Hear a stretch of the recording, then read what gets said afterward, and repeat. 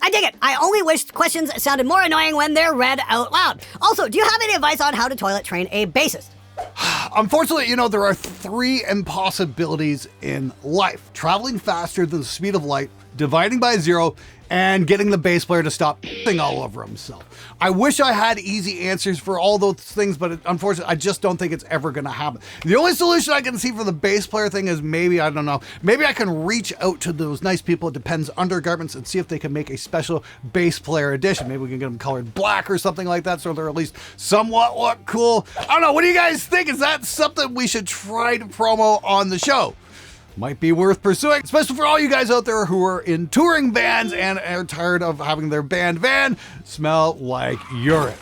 Good morning, everybody. How's it going? This is a very special edition, episode number 420 of SMG Viewers Comments. So all you guys out there who are just coming on board the show, hit the subscribe button, all of that kind of stuff. Really appreciate you coming in. This is my weekly show where I try and answer your comments and questions to the best of my knowledge. And all you guys who have been with me all this time, we started these way back in 2014. Hey, thanks for sticking around. It's been an awful lot of fun, and hopefully we're going to keep things going just the way they are. I am mixing up the format a little bit here. I'm doing some long answers, I'm doing some short answers, and hopefully we can keep the pace going and keep you guys involved. And that's the thing. It really depends on you. So if you've got a question, I'd like to hear from you. And if the question can benefit more than just you, I'll be more than happy to put it on the show. Let's get to it. Watch the new Rick Beato video with John Petrucci, Tosha Navasi, and Devin Townsend. And John had a quick thing about the Tonewood, and I just sat there like, damn, even the greats thinks it does something. Well, that's the thing. If you're a great guitar player, that doesn't necessarily make you an expert on everything to do with the instrument. Taking a look at classical music, we've had some incredibly talented musicians come and go over the last 100 years, but, there was only one Stradivarius. So in honor of this being episode 420, put that in your pipe and smoke it, Tonewood guys. Now, this is the thing. Nobody's going to debate that Petrucci can play like a motherfucker. There's no question about that. However, when it comes to Tonewood on solid body electrics, I would like to see some frequency response graphs rather than take somebody's word for it. If Tonewood is as real as everybody says it is, then it should be no problem at all to provide some evidence for peer review. Now, shouldn't it? I went to Marjorie Stoneham Douglas High School in Florida. Yes, the one RIP to the 14 people killed by that asshole. And back when I was attending from 04 to 07, they had an electronic music class that taught us how to basically be roadies or local crew and even cover the basics of recording. One of our midterm tests, we had to mic up a drum kit properly without help. We also had to work light and soundboards for pep rallies and outside events that rented our auditorium. We learned about stage lighting, both from the newer digital lights and the old school can ones with the colored gels for music, speaking, and theater applications. I ended up getting a job with the industry partially because of the class. I now work for a company called Rhino Staging. I don't know how to answer that. Congratulations on finding employment, and I'm so sorry to everybody who went to that fucking school and had to go through that fucking nightmare, especially when there was a fully armed cop just standing outside not doing his fucking job. Anyway, it's cool you got a job. The big question I've got for you is, can you afford to live now that you've got that education? Can you afford rent where you live? Are you saving up to buy a house, or is that completely out of reach? That's the question I'd like answered. Here's the thing. For my college internship, I did audiovisual staging. It was more for corporate gigs, that kind of stuff, a lot of slideshows, video stuff, that kind of stuff. Basically, we ran cable and folded a lot of drape. But the work was brutal. It was long, it was hard, and the pay was absolutely fucking terrible. It was cool though, it was a great experience, but would I want to make a career out of it? Probably not. So I say to the initial commenter, needs lithium, thanks so much for writing in, I really do appreciate that. But please answer the question, can you afford to live on your own? I'd really love to know. Gotta say, I finally found a 6505 Plus combo on my local Facebook marketplace, and you snagged it. It had a speaker upgrade, but wow, this amp is amazing. I have a 6505 MH, and they both sound very different from each other. Did you try plugging them into the same speaker? I'm gonna take a wild guess that the perceived differences aren't nearly as much. Plug them into the same speaker, make recordings, and then listen back to them. Don't sit there and play them in the room and go, oh wow, this one sounds so much different from the other. Make recordings. That's the thing guitar players always skip over, is doing the A-B thing. That's where we learn what's really going on. If you're releasing music to the world, you need DistroKid. I've been using them since 2015 and they kick ass. If you want to get your tracks out to Apple Music, Amazon, Google Play, and Spotify, and even 150 smaller sites, then cough up a whopping $22.99 a year and you can keep 100% of your earnings. DistroKid also has tons of cool features like Spotify Hyperfollow for more followers, change your image on Apple Music and iTunes, and you can add credits and liner notes too. You can now list musicians, contact info, social media profiles, and hundreds of other roles. And what's really cool, there's now a mobile app so you can upload your music on the go, track your stats, and track your earnings too. DistroKid Splits allows you to pay your collaborators automatically by percentage so you can concentrate on making music instead of learning how to be an accountant. You can change your splits, plus add or remove collaborators at any time, and collaborators even get a 50% discount on their own DistroKid account. There's 3 levels of plans available: Musician, Musician Plus, and even one for labels. Sadly, there's no bass player, only one. They did make it simple enough for anybody to follow. I use DistroKid to put my music online, including this channel's theme song, The Eagle Has Landed, and I even got a license through DistroKid for that cover of Moon on the Water that we did a while back. And that's one of my favorite features: easy cover song licenses. What are you doing watching me? Get over to distrokid.com/VIP/Spectre today and grab yourself a 7% discount on your first year. DistroKid's the easiest way to get your music out to the world. Follow the link in the description below. Now back to the show.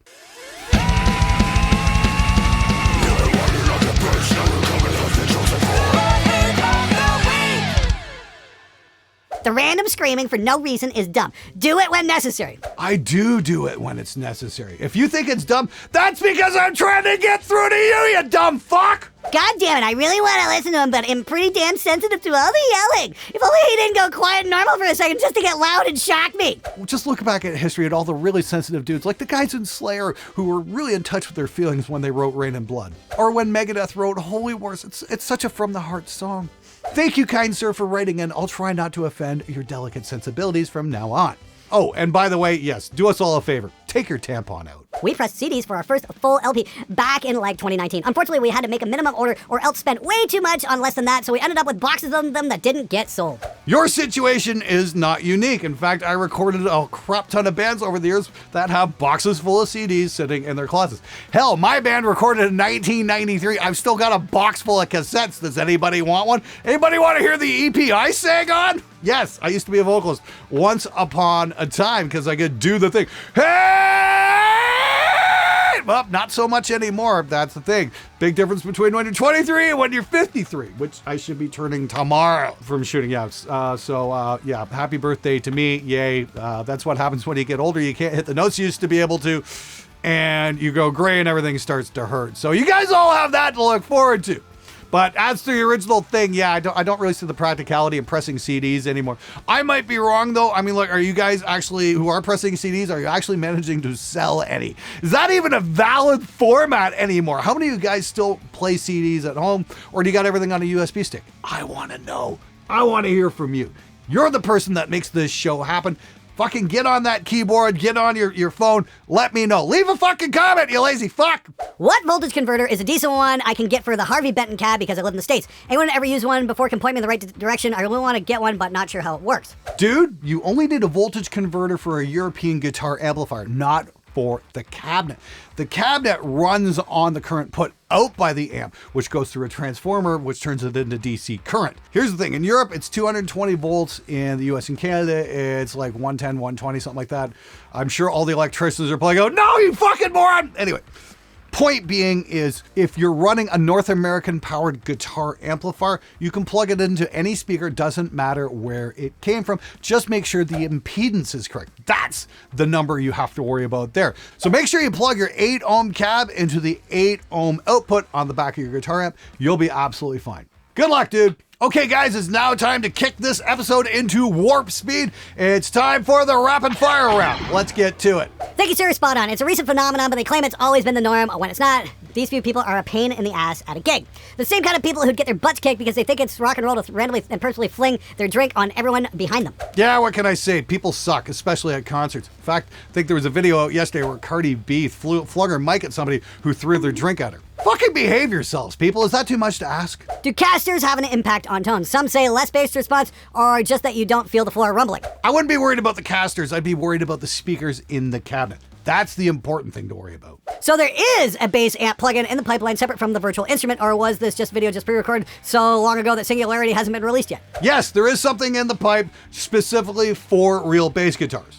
Stay tuned. Hey Glenn, I'm curious on what your option is on recording cabs with lower gains rather than recording cabs with higher gain. Because I hear people say recording with lower gain, allowing more track sounds better than recording with higher gain and less tracks. I'm curious to think what you think about this and do a test on it. Well, I got a better idea. Why don't you do that test yourself and figure out what you like? I can't hold your hand all the time, man.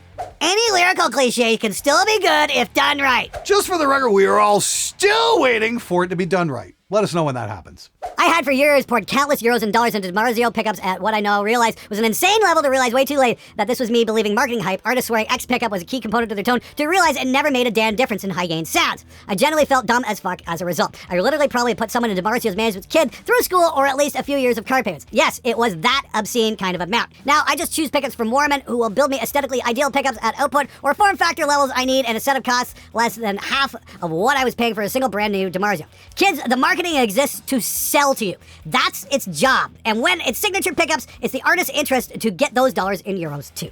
Yeah, what he said. Good morning, Glenn. I had the same issue and it's the same solution. I am using Reaper for many years and the situation are, in my humble opinion, a software issue. So I do the same things as you did. I've taken the Studio One subscription with Sphere, how it was very cool all the way. Long story short, everything was fine with Studio One, maybe a little less custom than Reaper, but now I think Studio One was more user-friendly and direct to the point, and a visual this DAW is very good. My 2 cents, thank you, and keep doing your good job. We appreciate that.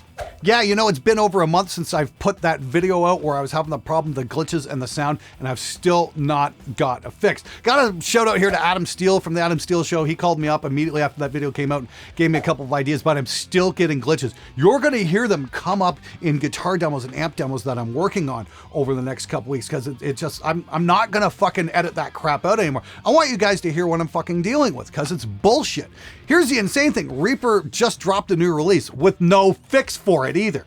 Also found another horrible fucking issue with it as well. I've got no idea what the fuck's going on. I think the folks at Reaper, they make a fine product, but they need to realize the world is moving on from the x86 chips and they need to step up their fucking game. Seriously though, the more I play with Reaper, the more I realize that Studio One might be the solution I'm looking for. I don't know, remains to be seen. You guys tell me if you're gonna fucking lose your shit if I wind up switching DAWs, because I can't keep having glitches in my sound. It's just not fucking going to happen. Anyway, the show's about you, so I want to hear from you. You got a question, you got a comment, maybe you got a solution to the Reaper issue. Had a lot of people send me suggestions. None of them worked, by the way. So yeah, leave it below. I'll be more than happy to read it, and if I think it can help people, I'll be more than happy to put it on the show. Anyway, make sure you check out DistroKid to get your music out to the world. Maybe somebody will like it. Write a good song, that always helps too. But DistroKid's definitely the way to do it. It's super cheap, it's super affordable, and it fucking works. Anyway, I'm out of here. You guys have a great weekend. And as always, there's already a massive pet problem in the world. So have your bass player spayed or neutered.